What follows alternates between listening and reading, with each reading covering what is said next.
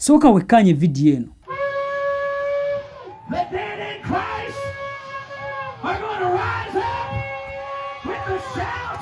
Kavidiyo kano katambudde nnyo ku social media naye ng'abantu abasinga okwogerako bavumirira saako n'okugireegerera abalokole nti ndiga era tebategeera olw'ebintu ebyabadde mu kano ka vidiyo. Okwongera okutegeera ebikwata ku vidiyo eno n'ebyabadde bikolebwamu nadde nnyina okunoonya vidiyo entuufu sobola okutegeera ki ekyabadde kigenda mu maaso.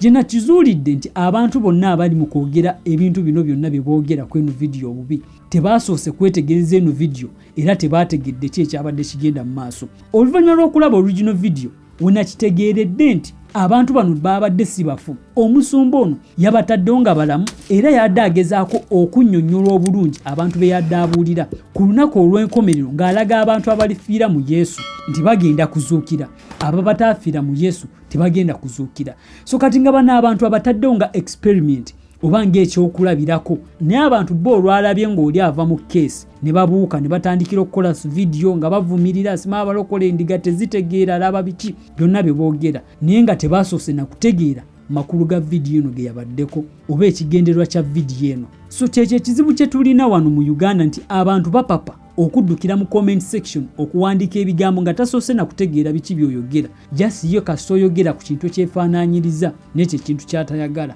ng'olwatandika. So n'olwekyo tubeere beegendereza nga tukola ebintu. Sooka wekkaanye ekintu ky'ogenda okwogerako okitegeere bulungi olwo olyoka oyogere ku kintu nga buli kimu ky'oyogera okimanyi bulungi. Byebyo ebyange teweerabira okunfollowinga ng'onyiga mu plus button gwayetaaza akalanga kayita bakasitoma abo ku bizinesi yo ojja kunsinikira message kwe namba eri mu bayo tusobole okukwatagana obulungi. Kwebaza olwakadde kuwadde okulaba eno vidiyo era nkwagaliza ekiseera ekirungi.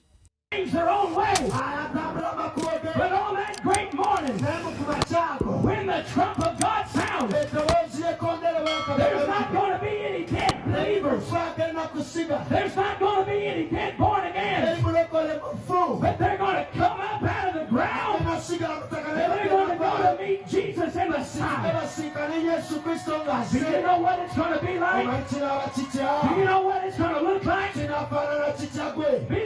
Bishop, I want you to pretend that's the horn. I want you to blow that trumpet on that getting up morning. And you just watch what happens. Go! The dead in Christ are going to rise up with the shout and with the trumpet of God. They're going to praise Him. They're going to worship Him. They're going to lift Him up. They're not going to stop. But they're going to be with Jesus. But wait a minute. Hello? Hello, why? It's resurrection morning. Come on. It's time to get up. Blow it again. Can you hear it?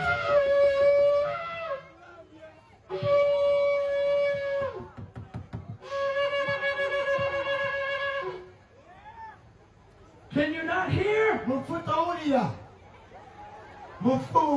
The dead in Christ got up,